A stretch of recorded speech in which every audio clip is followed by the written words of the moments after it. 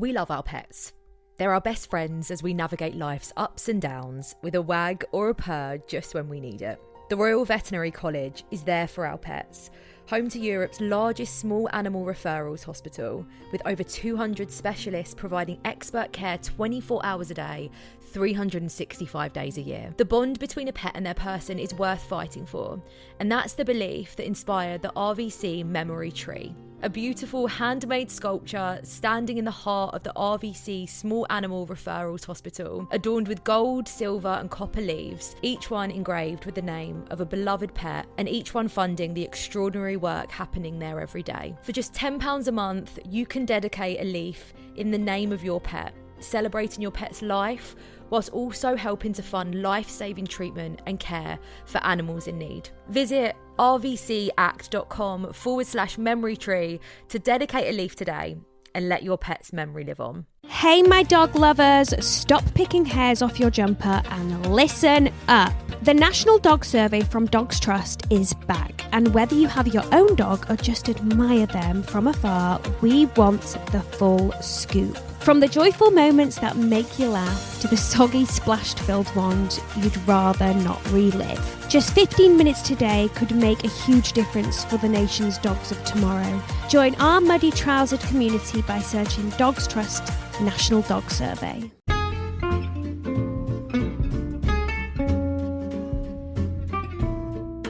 Hello, and welcome to It's a Fandom Thing. I'm your host, Erin Marlowe, and each week I'm joined by a panel of guests to discuss all things fandom and pop culture, primarily from a female perspective. You'll find everything from fanfic, to cosplay, to Schitt's Creek, to Supernatural, and everything in between. So put on your favorite piece of fandom merch, set aside that fanfic that you're writing about your OTP, and sit back and enjoy this week's episode.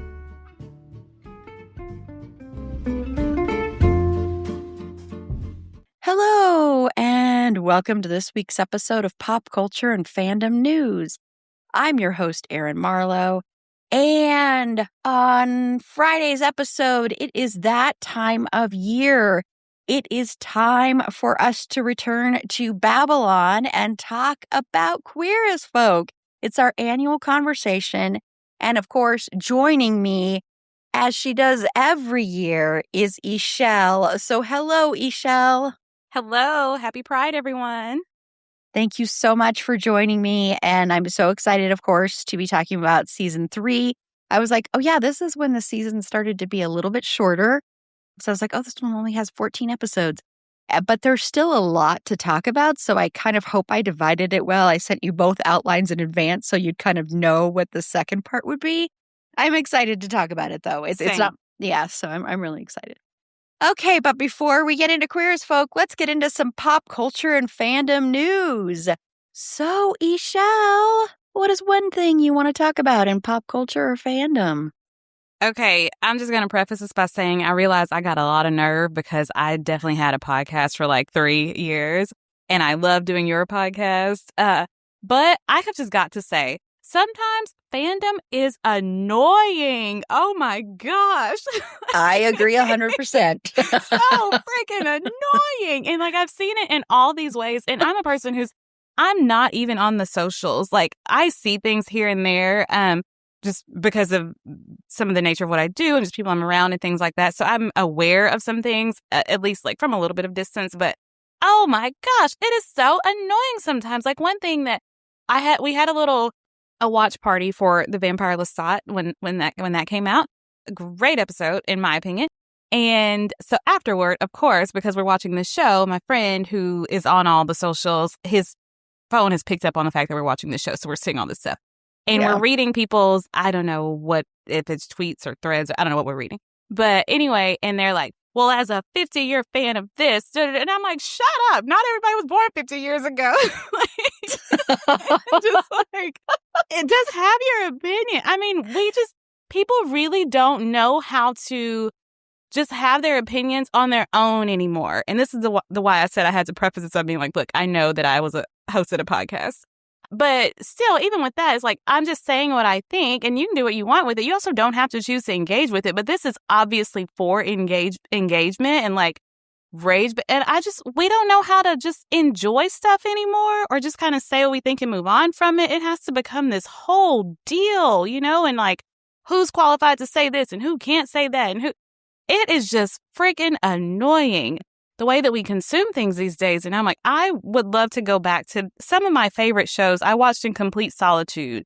It was just me taking in the art and just really enjoying it. And then sometimes what I do love is being able to find somebody else that, oh, you've been watching this too. And then like we can connect on that. And it's more organic and more genuine. And even where we disagree on one thing or another, we're just having a nice little conversation about it. And then we can move on. It's not about like I have to be king of the hill and my opinion has to stand above everyone else's. And I'm more qualified to give this opinion because all these things. And then all the think pieces and all the like, you're not interpreting it this way and you did it. And like, oh my gosh, people just, hey, I'm watching this. I'm enjoying it. I'm watching this. I'm not enjoying it. Even if you're not enjoying it, enjoy it. Like you can dislike it in private. You don't have to make it everybody else's problem. You didn't like something.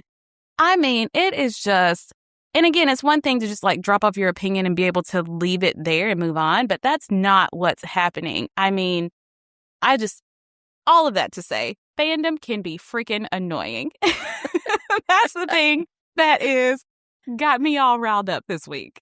No, I totally get it. And I have not watched the first episode yet. That's what happens to me. I am so busy with preparing for this that like, even though that and then The Bear that's coming out in a few weeks are like my two favorite shows on television right now. Also Widow's Bay, by the way. Everybody should be watching that on Apple TV. I've heard. It's so, so good. And it got renewed for a second season, just announced yesterday. But anyway, I haven't watched those, which is it's just because, I end up having to do stuff for podcast prep. I get busy with other things. So I'm hoping to watch it this weekend. But it is true. It's like, it's also a lot of gatekeeping and people, and especially when you have something that is based on something else, it's more intense that way. But as someone who's been in like the supernatural fandom, hey, the majority of people that I know in my life that are my friends, I know because of fandom and I know because of like supernatural, the majority of it.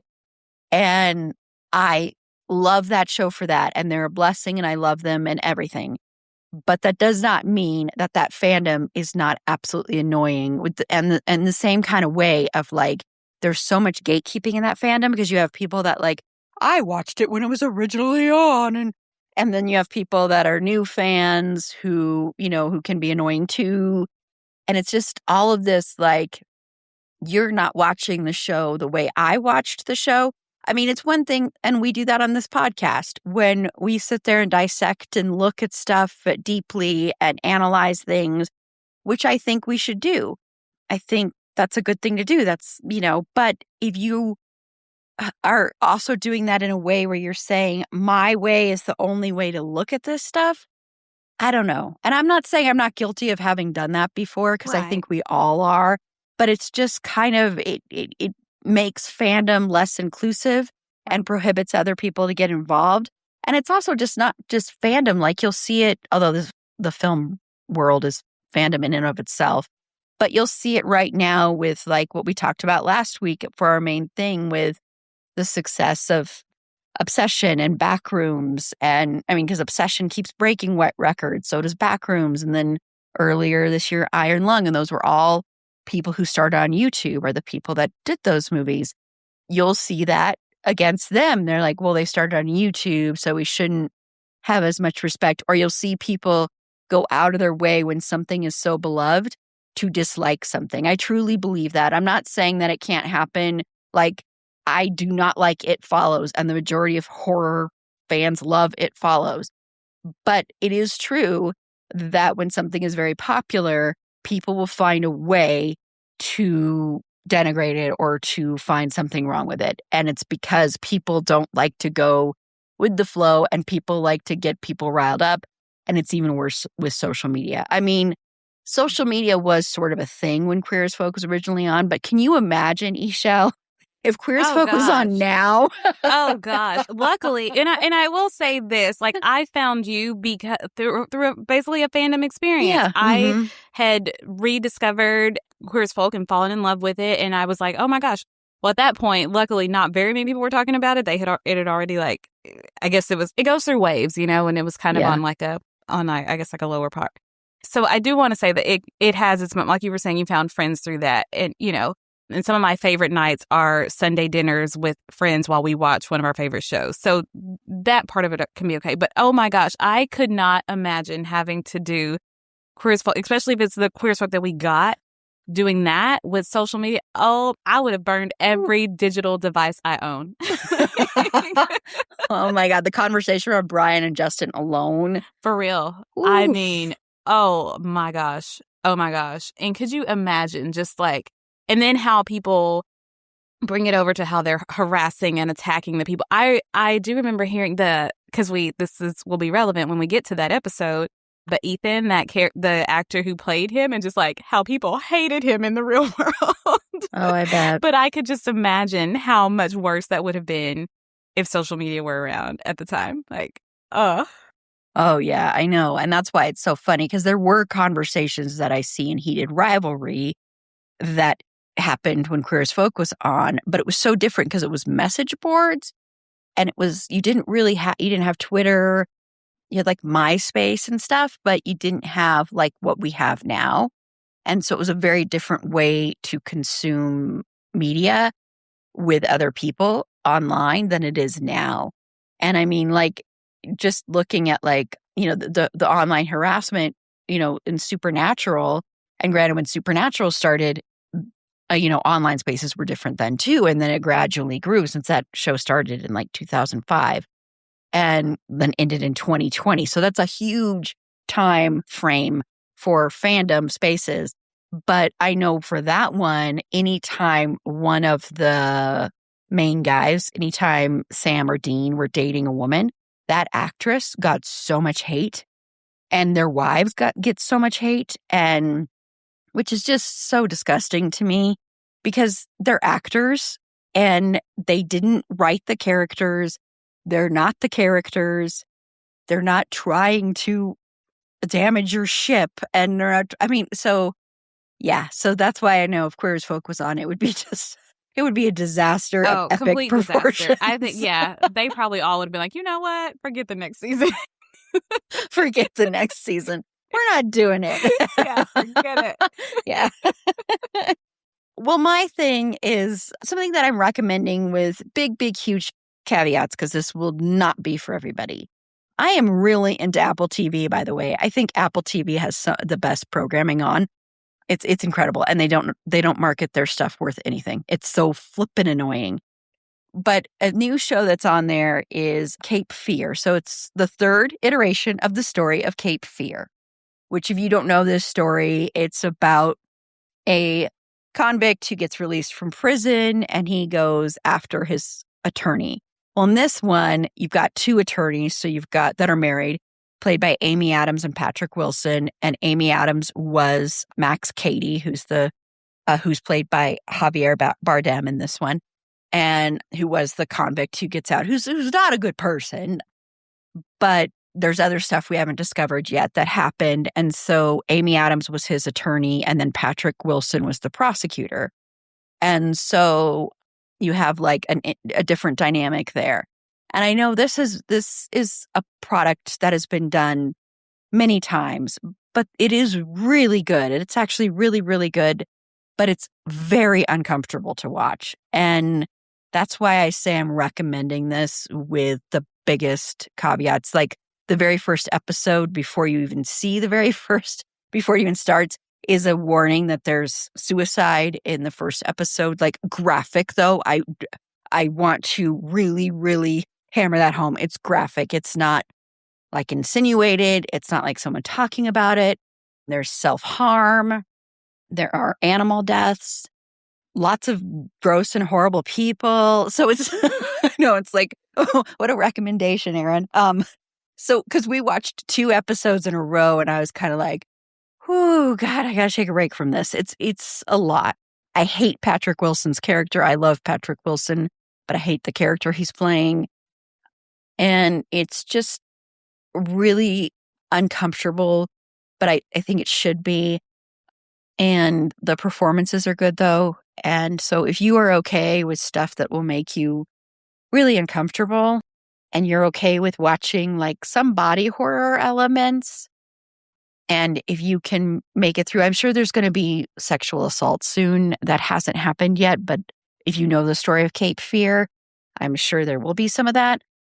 But if you can handle some of that stuff, if you can handle watching it, if you can prepare yourself for it, I do recommend it. But again, be mindful, look up all the trigger warnings. Remember, doesthedogdie.com is not just to find out if a dog dies, it's to find out all trigger warnings in media. So, there's a whole conversation being had by a lot of people about should there be trigger warnings before things you watch, like knowing if it's a genre, especially in horror right now, it's a conversation being had. And a lot of people saying, well, you should look out for yourself. And it's not on everybody else to give you the trigger warning or the movie or the show. It's on you. And while I understand some of that, I do think we live in a day and age where if we are able to do that, try and do that. But again, also try and curate your own experience and use that website, look up stuff and find those triggers. And I just really, really encourage you, if you are going to try and watch this show, look up triggers because this show is, holy crap, it's a lot. It's a lot. But I think it's good. I watch so much twisted stuff, so it's like, whatever. Michelle's like, great recommendation there, Erin. I'm going to run right up and watch that. I was like, okay, I can do that part. Ooh, I can maybe do that part. Ooh, okay, I don't know about that part. Yeah, I mean, I could, if people wanted to know, oh my God, there's this part in there. Oh, it has to do with self-harm but it's also body horror. And oh God, it's, oh God. I have never seen, I can't even recall like necessarily like a horror movie where I've seen this one thing done in it. So please be cautious and careful. But again, I think it's done really well. So, and once again, Apple TV has the best flipping shows. Widow's Bay, Margot's Got Money Trouble. I think Maximum Pleasure Guaranteed is okay. I'm watching that one. The main character irritates the crap out of me. And it's not the actress, because I know Tatiana Maslany is beloved, and she's really good, but she does some things where I'm like, you're being so stupid. But Apple TV is just like, I think it's just amazing programming they have in there. And you can become a Patreon supporter today, and it should be up by now. I know I said it would be up last week. Things happened, but I am doing a special. It's just me. It's called Erin's Rants and Raves. And I'm going to be talking, of course, about obsession and a few other things that I love. And so I'll be talking about Apple TV shows on there as well. And then I'll have a few things that I'm going to rant about. So become a Patreon supporter today. Link in the show notes. Okay, so we're going to take a quick break. And when we come back, hopefully this trailer will be a little bit better than last week for Michelle. I'm not making any guarantees, though. I kind of just wanted to talk about this because we're talking about social media. We talk about social media a lot on here. So I kind of felt like we should react to this trailer. We're going to watch the trailer for The Social Reckoning, which is, yes, believe it or not, the sequel to The Social Network. I know you never thought you would hear those words, but this is the sequel to that. So we will be right back.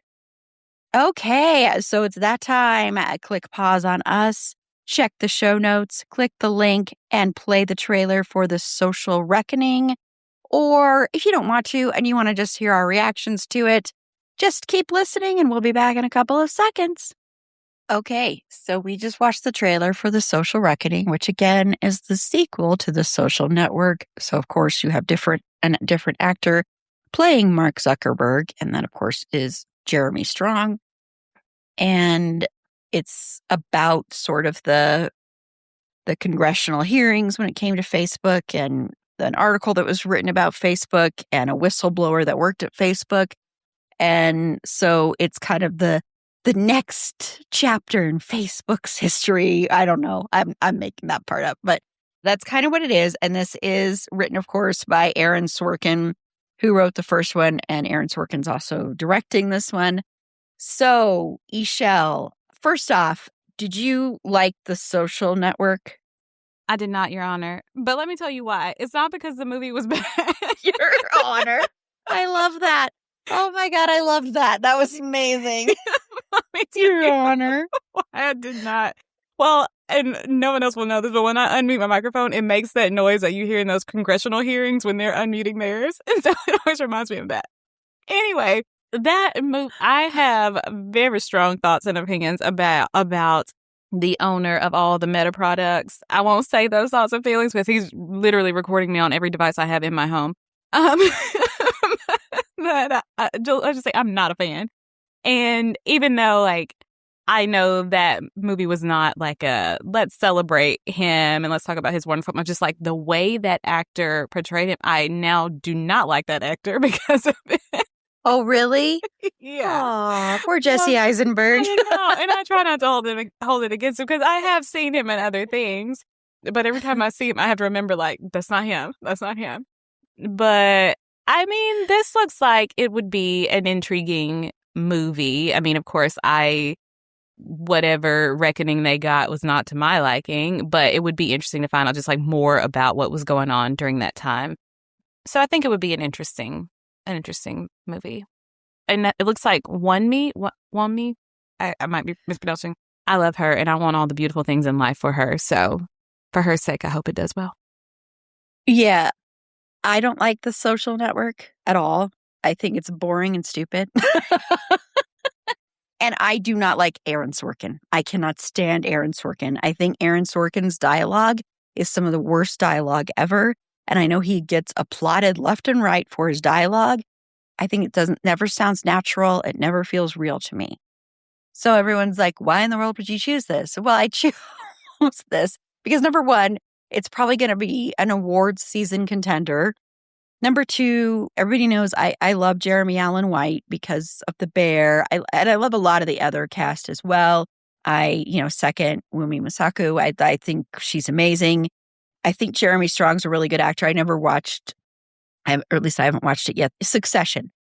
And I like Mikey Madison, who's playing Francis Haugen, who was the one who was the Facebook engineer and enlisted the help of Jeff Horowitz, who's the one who Jeremy Allen White is playing to blow the whistle on some of the stuff that Facebook was doing. And still, I'm sure, allegedly was doing, I should say, for legality reasons, and allegedly might still be doing. So I think it's an interesting story, and I think it's a good thing to look at. I just wish it was being written by somebody else, and then I might be more excited to see it. I will end up seeing this because of the cast primarily. But when this trailer dropped, it was a very interesting thing because people love The Social Network, okay? People in film community and the film bros and the film snobs and all the people that I've been in fandom with longer than any other fandom love that movie and think it's one of the best movies ever made. I think it's one of the best movies of that decade. Some people even think it's the best movie of the decade. I don't agree with that. And so I was not already prone to hate this. So I think people that love that movie were, oh my God, the way they were talking about this trailer, they're like, oh, this dialogue is so horrible. I'm like, this is the same flippin' dialogue you heard in The Social Network. I don't know what you're talking about. And they're like, this looks so stupid. Let's watch the trailer for The Social Network again. And granted, yes, the first trailer for The Social Network, the teaser, I think, was absolutely fantastic. But you have to remember, that wasn't directed by Aaron Sorkin. That was directed by David Fincher, who I think actually is a great director. I love a lot of David Fincher things, but I think the writing for that just was bad. Speaking of like fandom and online spaces, the reaction to this trailer I thought was like so over the top. And I think it's because people, number one, love The Social Network so much that they have this love for that, this like almost like rose-colored glasses look at that they can't handle anything being like a follow-up to that, which granted, I think it's kind of silly to do a sequel to that movie. I think it's an important topic, but I think it's kind of silly. And so I think that's part of it, although it's the same person writing it. So I don't know, that kind of threw me. And also, people hate biopics. They just hate them. I happen to love biopics when they're done well, but people just do not like them. Like the line that Jeremy Allen White has in the trailer, the last line, when he's like, she's being a disruptor or whatever. And people are like, that is the stupidest line. And I'm like, that is so Aaron Sorkin. I don't know how it just is weird to me when people are criticizing this dialogue and yet they're praising other Aaron Sorkin stuff. I'm like, it's the same thing. And the opening line when Mikey Madison's character says, I know you don't like Facebook or whatever she says. Well, when this trailer first dropped, everybody's like, I have no idea what she's saying. I can't even understand a word she's saying.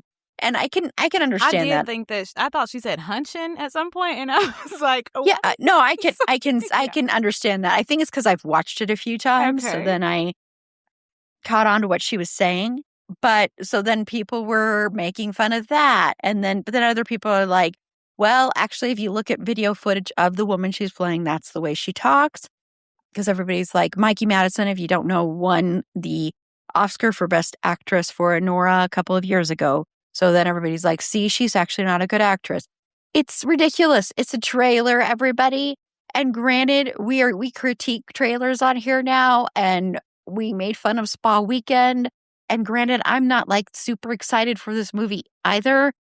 But I think we need to just relax, people. This is the first trailer, and all of you praise The Social Network. This is the same fucking dialogue. Pretty much. I mean, it's got the same feel to it. I mean by that, I don't mean the same words, but it's the same feel. So it's like, okay, it's just annoying to me. So I will be seeing this mainly because I think it'll be an awards contender probably, but maybe it'll be a huge flop. I don't know. Maybe it'll be better than The Social Network. I don't have high hopes for that since it's not only written, but it's also directed by Aaron Sorkin. At least with the other one, it was directed by David Fincher. So I don't know, but I like the cast. The cast is great. I love the cast. I think the cast is phenomenal. That I'm excited about. That part I'm excited about. But the rest, but I did want us to cover it. So thank you, Ishelle. I know Ishelle's like, if you don't show me a trailer soon that I'm going to like, I'm going to be so annoyed with you. Ishelle's never going to come back. I know. I'm going to actually log out right now. Okay, we're going to take another quick break. And when we come back, we're going to talk about, I never thought it'd be like talking about something in Slate that was like a letter to like an advice column, but we're going to talk about this letter that came in that was to a job advice column about someone feeling uncomfortable with their coworker's fanfic hobby. So we'll be right back. Okay, so I saw this on social media. Someone was talking about this Slate thing where I guess there's this advice column called Good Job, and it's advice by Dory Schaefer. I hope I'm pronouncing your name right. I apologize. And it is titled, My Employee is Very Open About Her quote unquote hobby. Well, I Googled it and I think I need to go to HR. So I'll put the link so you can read this full letter. But basically, one of their employees has a hobby of writing fan fiction for a certain show. She doesn't say which one. And she's very open about it. It's even on her bio, I guess, on the company website. And she'll mention it in team meetings, like, what she did during the weekend was write that. She's never shared her pen name at all. So one day, this person decides they're going to research the fanfic, and they had never understood that fanfic can be explicit and pornographic. As we all know, if you're into fanfic, it's not all like that. And this person who goes by Guess I'm a Prude says they didn't know if she was writing explicit stuff or what her pen name was, but they're now feeling foolish for having it on the website and for letting her talk about it openly in work, and thinking they should go to the HR department. Because they also said, I also now am concerned that even asking her could be sexual harassment somehow. So the person wrote back and said, no, you should take this to HR. But so this is an interesting one. So Ishelle, with that hobby, first of all, do you think you should ever talk about that hobby with your employer? And second of all, just your thoughts overall on this. Okay, I'll answer your first question and then I'll address this later. I mean, I am a person who I don't talk to anybody at my company about anything. When we have those little forced social chats, I don't even come off mute. Because I'm like, you will know nothing about my personal life. Not because it's bad, but just because, like, we ain't friends like that. But I think fanfic writing that takes work. And I think it's a form of art, and I think if a person is like, hey, I'm excited about this thing that I'm doing in my life, they should not be ashamed of that. It's not like if you are a knitter and you're excited about knitting, if you bake and you're excited about baking, you can talk about the thing that you're excited about as long as you're not forcing anything onto anyone. This person is obviously not saying what they write about, aside from, I guess, the fandom, but they're not talking about like actual content of their stories. And so if it's their hobby, they can say their hobby. But to this person who wrote this letter, stay out of people's business. I mean, what they wanted you to know about it is what they have shared. And so that's all you need to know. You can move on. You didn't even know what fan fiction was. You had to go and Google this. Like, stay out of their business. And no, you're not a prude. You are miserable. You are somewhere deeply unhappy in your life. It's not about being a prude. That's not it at all. And if an employee is doing something that is against company policy, that person is going to have to be the one to face consequences. It's none of your business. And as they said in their letter, the company has an HR department. Okay, let them handle it, Karen. You leave it alone. Stay out of it. And yeah, I mean, I'm thinking about this person who would write a letter like this. I'm like, I know who you were as a kid. You were the one who, like, when the teacher left the classroom and they put someone in charge and they were like, no, you write down the name of anyone who talks. That's who this person was. And they like wrote names down. And I didn't like them then and I don't like them now. But I really think, even going back to what I was saying earlier about fandom and how it can sometimes be annoying, part of it is joking, but I also think it's just like a sad reality of what is happening in society and in humanity. Like, I think that some of us have like such a very unhealthy need for a toxic amount of external validation. And it is just really sad to see that happening. Like, people don't know how to validate themselves internally. And so they have to do it in comparison to someone else or in policing everyone around them and then trying to get a whole mob of people to agree with them. Like, I don't like this, and so no one else should either. They should be punished for that. I think that's not even a problem, really. But yeah, I just find that very annoying. And yeah, I just feel like if people were a lot better about like tending to themselves, if we did more of that and less of tending to everybody else's business, I think if you're solid in your own opinions and convictions, you don't need anyone else to validate them, and you're not triggered by people who have differing convictions and opinions from you. So, yeah. And has humanity always been this annoying? Is this a post-COVID thing? Have we always been like this? I think we've gotten more annoying. I think we've gotten more annoying. I think we've always been annoying, but I think we've gotten more annoying. I'm sick of it. Oh, yeah. It's unbearable. We don't know how to be in this world. We don't know how to be with each other. That's the thing, is we don't know how to act with each other. Yeah. And like a lot of social interactions are really off. People have kind of shut off certain parts of their brain. Uh-huh. So yeah, I think it's gotten worse. I think we've always been kind of like this, but I definitely think it's gotten worse. And I think with this one, the person who wrote this letter, the prude, or I'm just going to say prude because they called themselves a prude, they even Googled the employee's name and that fandom to see if they could find that. So they were even going further and doing that. Now, I would advise people to not necessarily share that you do that if you don't want people to try and read it or something. But at the same time, you're not doing it if you're not doing it on company time or whatever, then it's not their business. That's something you're doing in private, which is a weird thing that started to happen in some workspaces. Is you'll have people wanting to know your social media handles because then they'll go check your social media. And if you're doing stuff that they don't feel fits with their, with their terms of service, kind of with their ethics or whatever, then they feel like they shouldn't hire you or whatever. And to me, that's kind of crossing a line. You've got your private life. As long as you're not like hurting someone. If she was out there like hurting people or assaulting people, that's different. But she's writing fanfic. And again, fanfic, not all fanfic is explicit. There's lots of G-rated fanfic. There's lots of that PG-rated. There's not all fanfic is X-rated. Even if it is, it's not a crime.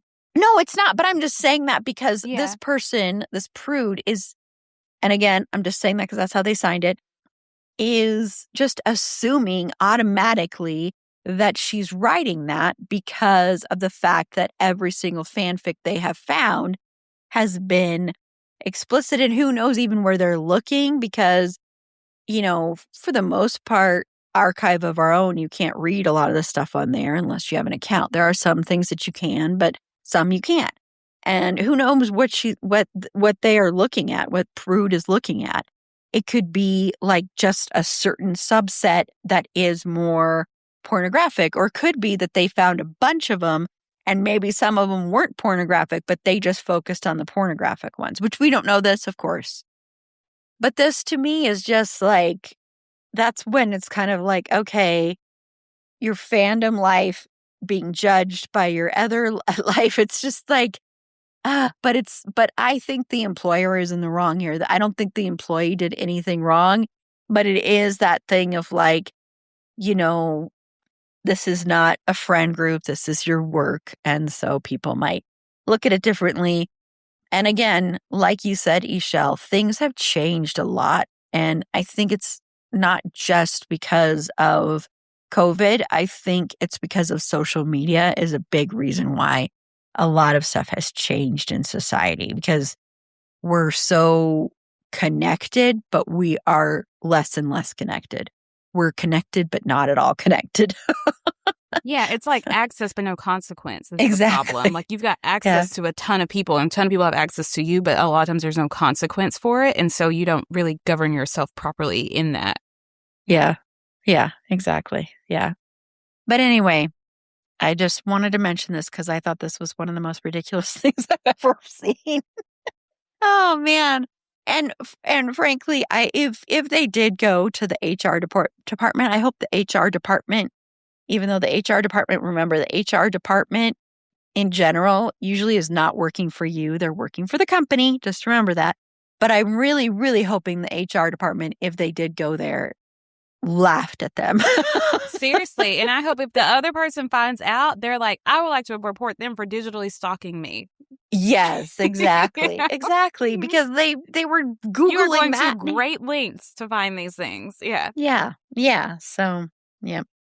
Okay. Well, that will do it for this week's episode of Pop Culture and Fandom News. And let us know also your thoughts on the trailer, your thoughts on this. It's not a Dear Abby letter, but this good job letter, whatever that the Slate column is. Let us know your thoughts and let us know what you're into.